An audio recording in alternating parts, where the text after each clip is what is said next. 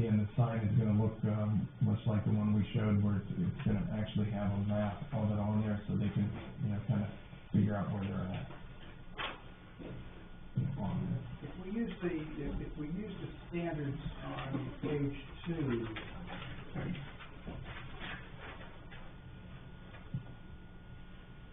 would we make the signage to fix it to that? Okay, that one is 4 standards with 4 signs for $220. And those are plastic, right? I'm sure they are. And the stop sign one in the middle is an iron post, am I right? I believe so, yep, cast iron base, So yeah. I would think that as far as longevity, because we're gonna move them in and out, and Yeah.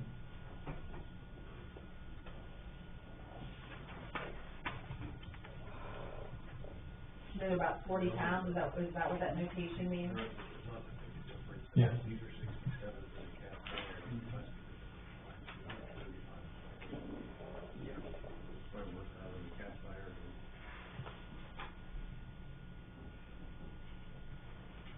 Yeah, and the signs that you're gonna fix them to, you know, are the same cost.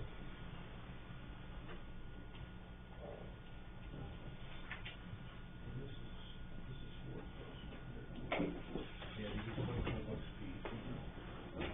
These are 67 a piece. I'm sorry, these.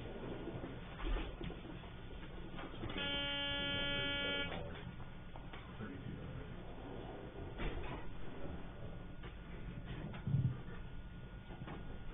Would you have to add the $30 though, for each? You sign? do need to wait. That's the other one.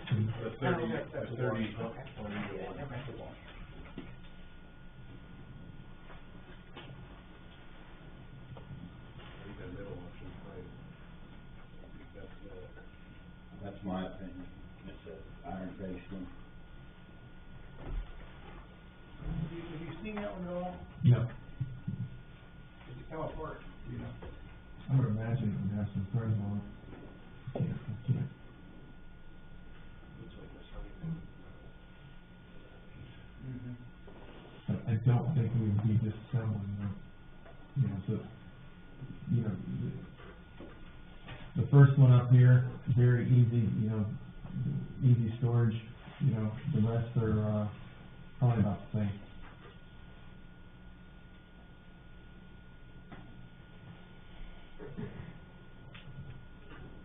We'd be getting, 20 of them. This second one, if I'm looking at this correctly, the stop goes away, that's not, Correct. but the sign goes in that area. Yep. Are there any areas that you see that we could install, say, a permanent sign that, instead of having to pick these up and move them every time? No, I think that'll add confusion the way we have it right now because of it's event only. So we wouldn't want that to be there every Saturday night and confuse people, but. Somebody walk out and say, well, the sign's up. Right, yeah. Really looking at $600 more.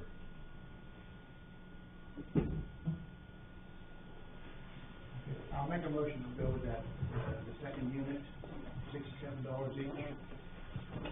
Yeah, do you want to include this sign, this cup in here too? This is the one in your motion. I do have a question on the cup, which is kind of trivial, but it says downtown outdoor refreshment area instead of designated. I mean, there's no starting to read, but, Yeah, sure. I don't know if that's an issue or a problem. No, absolutely not. That was Okay. just, they just do that together for me to Okay. Will there be a different color for events? So you couldn't say, let's see, you couldn't say one for one event and bring it back Well, in? that wouldn't make any difference though, if you just say that. yeah, you gotta get beer in it. You still have to buy the beer. Oh, that's right, but you don't refill it. Right. Right. All right. You could take it home as a memory, though. Why your head hurts?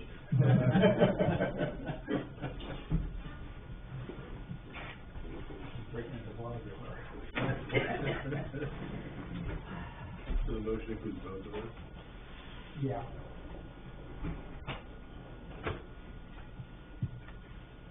Any comments on that?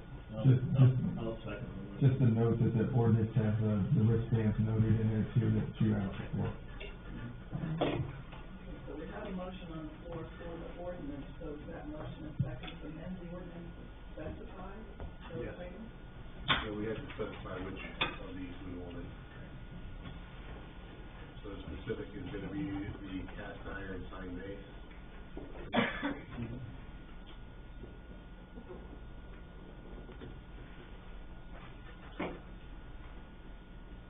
Any other comment?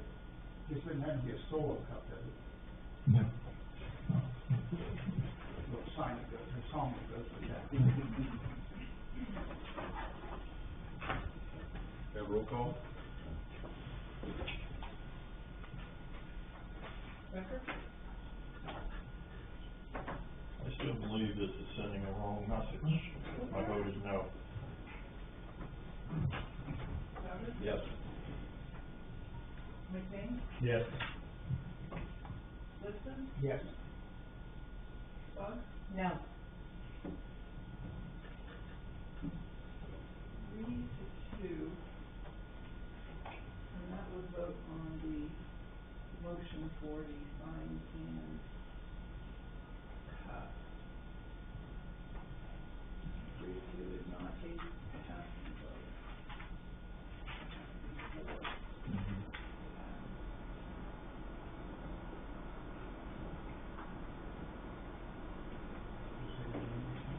What's that? Second reading. Yeah. Yeah, it's first reading. We still have to vote on the ordinance itself.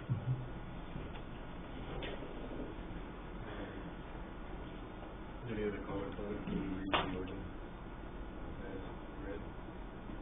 We want to amend it. Yeah, yes, we'll amend the code, so it's easy for the Just as read, yeah. Yeah. Any other comments? Roll call? Souter? Yes. McBain? Yes. Woodson? Yes. Bug? No. Becker? No. 7-0. Ordinance number 19-0-2999, first reading. An ordinance transferring $2,100,000 from the income tax fund, $1,050,000 to the general fund, and $1,050,000 to the capital improvement fund, all for the payment of current expenses as they may arise. So moved. Second. Brian, you just skip B, just, Hmm? you skip B, you don't forget to go back to that one. Oh, I'm sorry. I thought we just did, didn't we? No, I'm sorry, I did. All right, I'll go back to B after we do this. Well, you may have to do B first, You want me to do B? because the transfers are in the Okay. appropriations. Ordinance number 19-0-2998, first reading.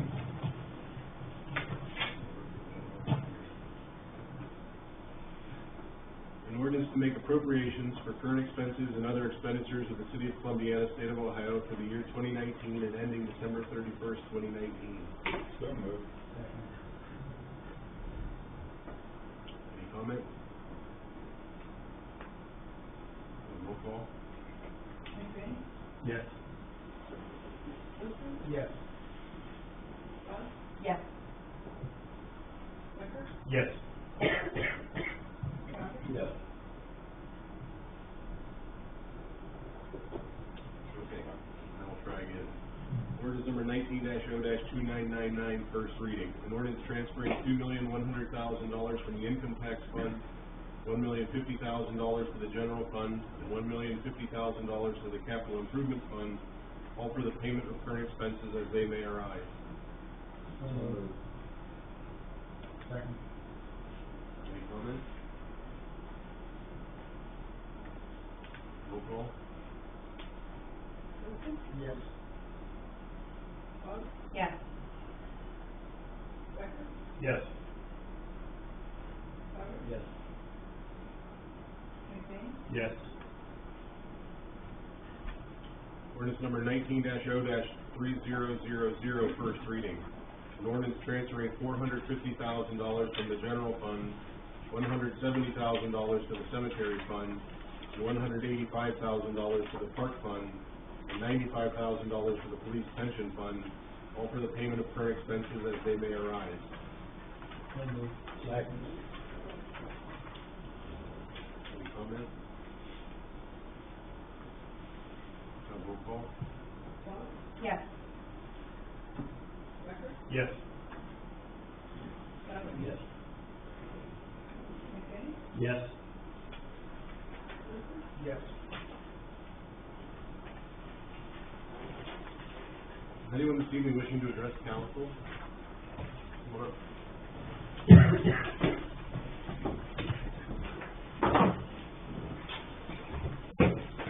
Good evening, everybody.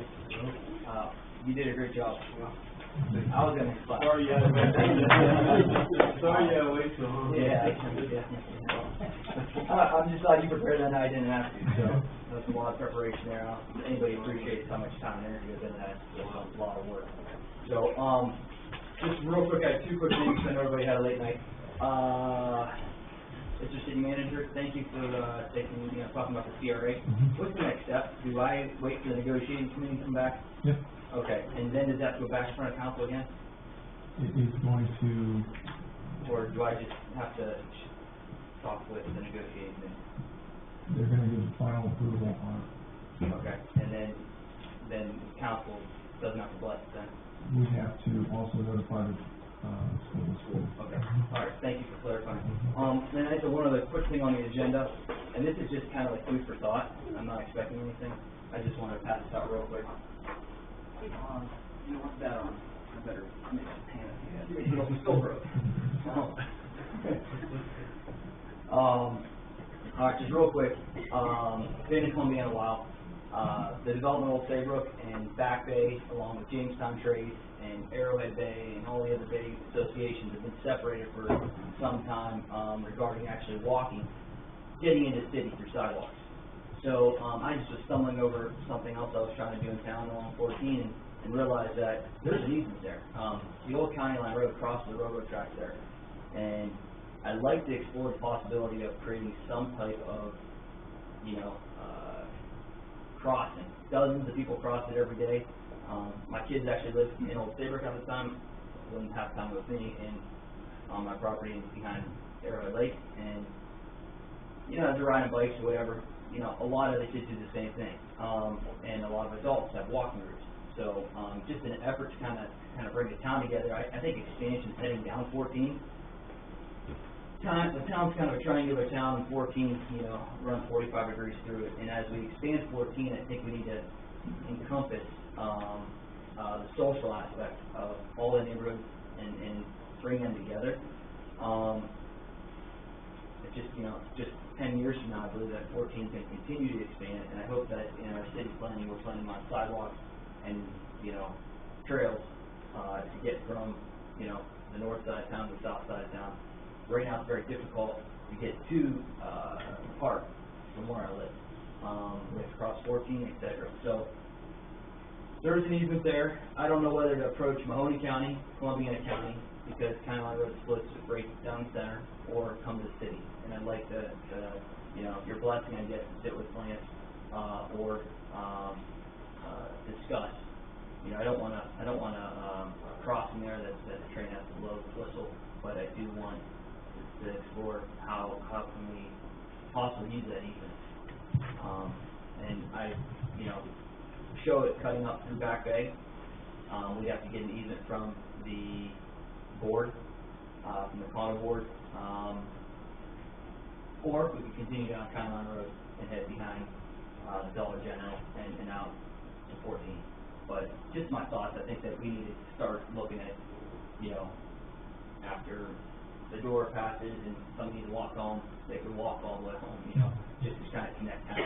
So right now, there's a lot of investment in Old Saybrook and it's growing, and I think it's going to continue down county. I think 14 in general, we need to get sidewalks to that side just so that we can get uptown. So you go running or whatever, but just consider that, and maybe we could discuss that in the future. and just drive by, see, you'll see people carrying bikes over there, and then maybe I come back in, next month and discuss, I know, we have grant experts over here, they could, point us in the right direction, and Maybe a bike trail down Oh, I would love it. I ran my marathon last year, and I'm telling you, I had to cross all over town just to get the miles in. yeah. And this would just be awesome. Yeah, so, to have and then, stuff like and then this you see throughout how, the you see how it's cutting up through that property over there on the point? I wanna take it through that property up in the 14 as well. Well, where's the easement across the track? Yeah, so the old County Line Road came right where the telephone poles actually are. Between the two blue lines there, there's actually a road right there, there's already base. I gave you all my papers. Yeah. And we have a switch down here, electrical switch. So are we clearing the back bay because there's an old cattle, And we're on the there's very a front. cattle crossing back So there. that cattle crossing, It wasn't easy. I think I have the easement for that. I think that You fell off might. my property. I mean, originally that was Youngstown and Southern Railroad. 1870s or Well, 80s. we ran the mineral search back to 1841 anyway, it was an It's 18. there. So, the cattle crossing is another way to connect the two developments, but I don't think that's the answer. I think the answer is keeping people along 14.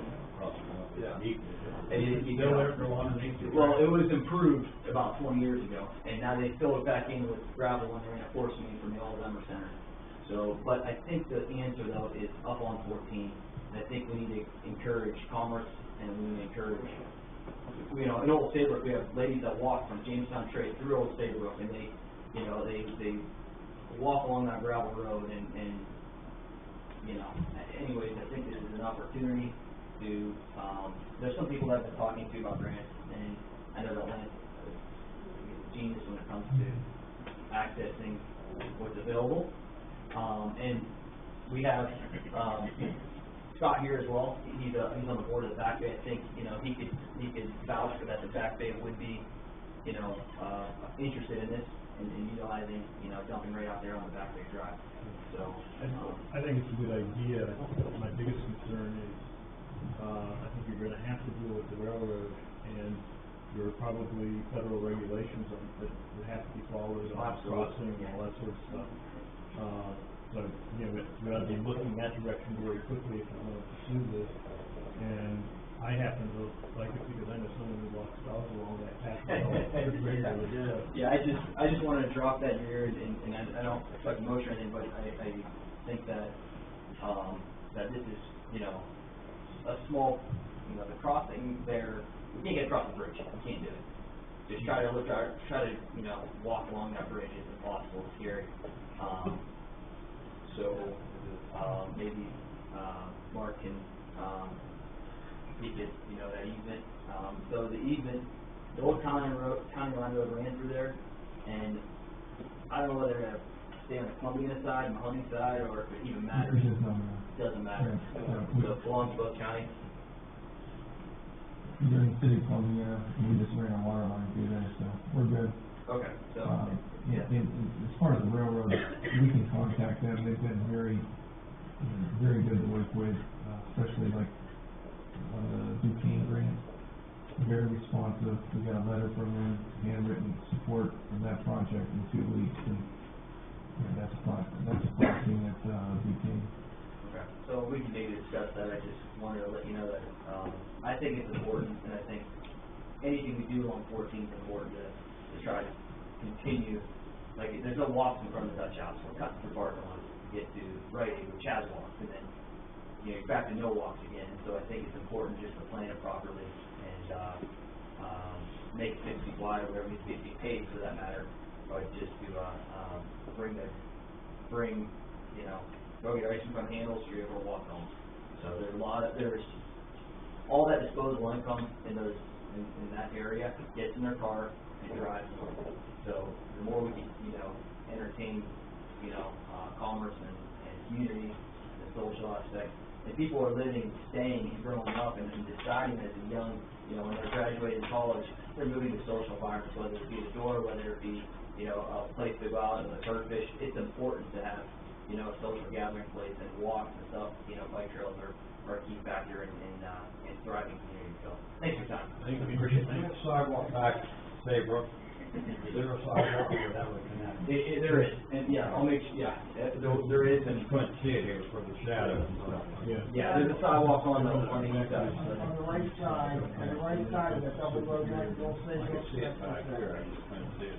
Yeah, and we could also take the sidewalk, I have it on the north side of the county line, we could actually take it on the south side as well, and come across, avoid Jamestown's entrance, cross there on the point, come down the point and head back to the Saybrook. So, but, I think we need to get up to 14 with it, personally, I think we need to get up to 14. So, okay, thank you. Thank you. Thanks, Rob. Thank you. Anyone else? Cody Acorn for 3820.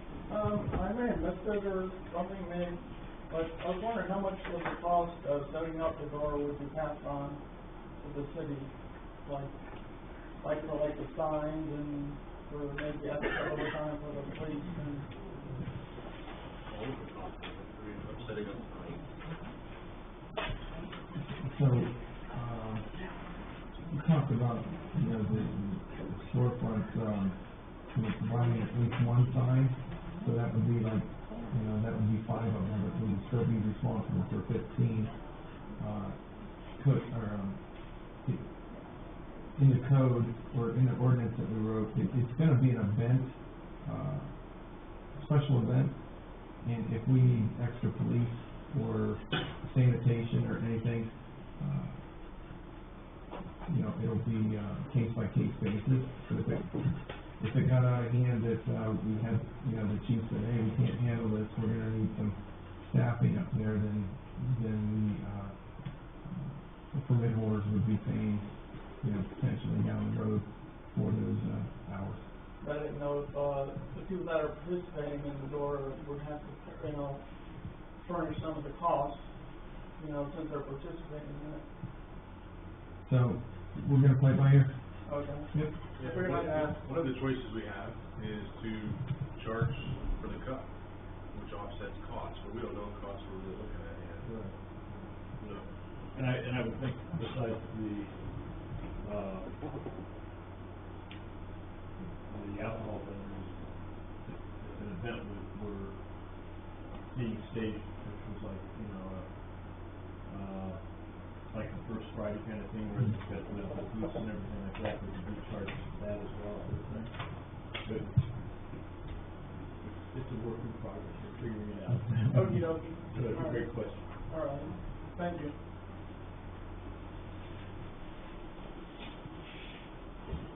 any other comments, questions? Council comments? I have one comment, it's more of a clarification.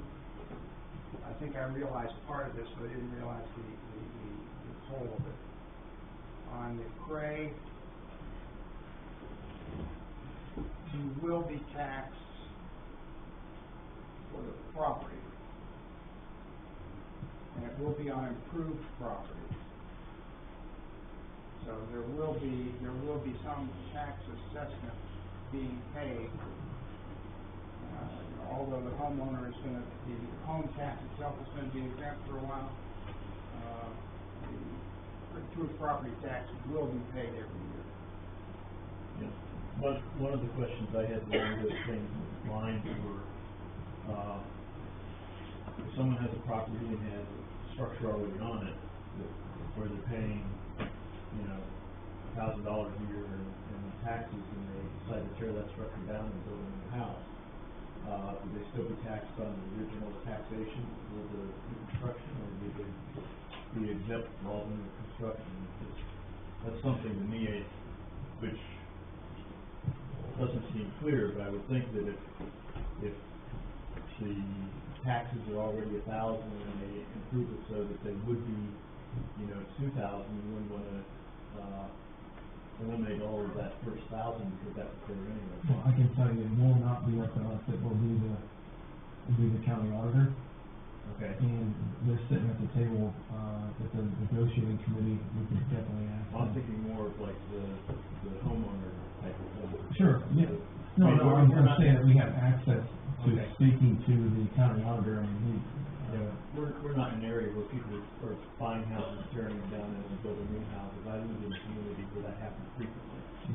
You know, a house would sell for $200,000, $300,000, be torn down, and they'd build a $750,000 house on the same lot, because they were basically landlocked, and there weren't any vacant lots available anywhere. But, you know, here we have plenty of vacant lots, so I don't see that happening, but it's still a question I think we need to address.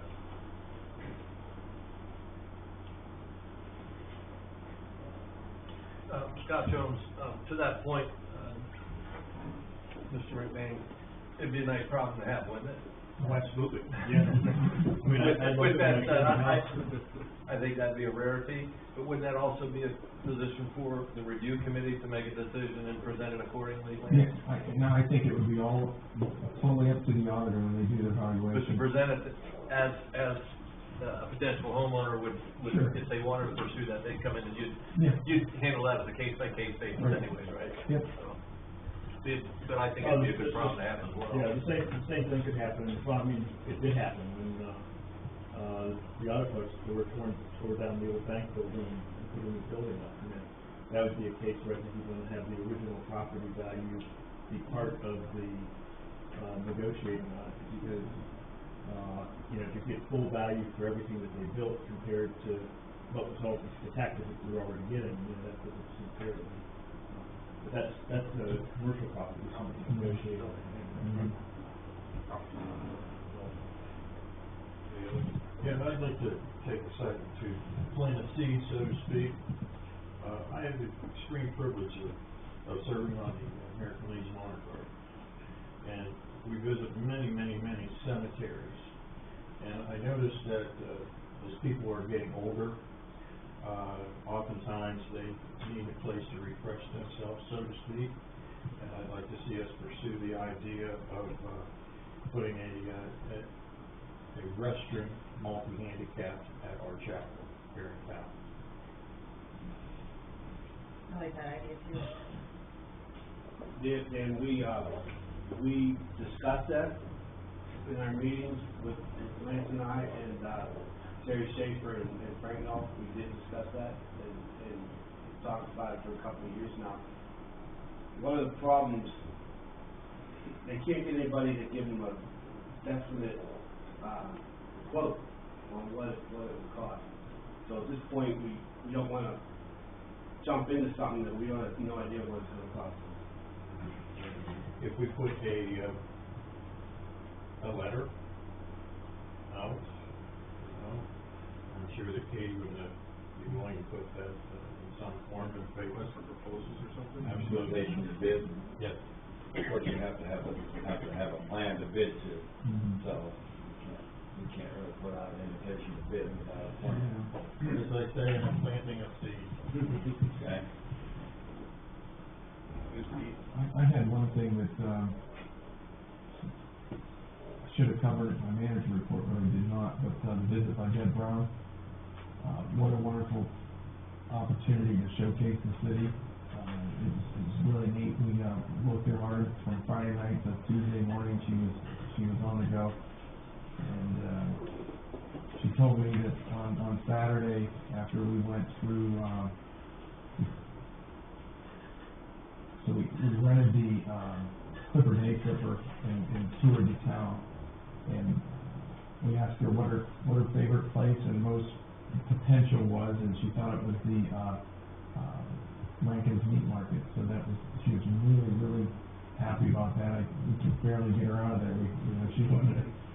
That and Hogan's Bakery. So, that was pretty neat.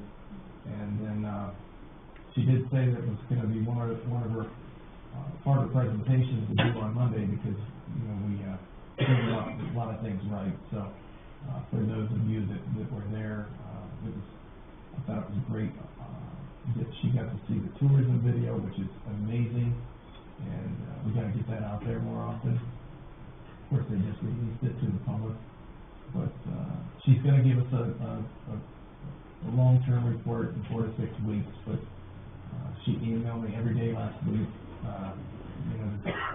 with some other ideas and stuff, and we continue to, work on that, but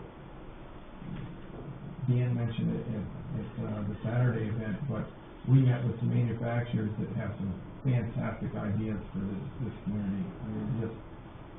It's wonderful. It's gonna be really exciting to, continue those meetings. Just a quick takeoff on what you said. Anybody that hasn't tried the meat market, give it a shot. They are cheaper than Giant Eagle, and I will guarantee you that meat is top notch. I've never had a bad piece. Like them on Facebook, huh? I have.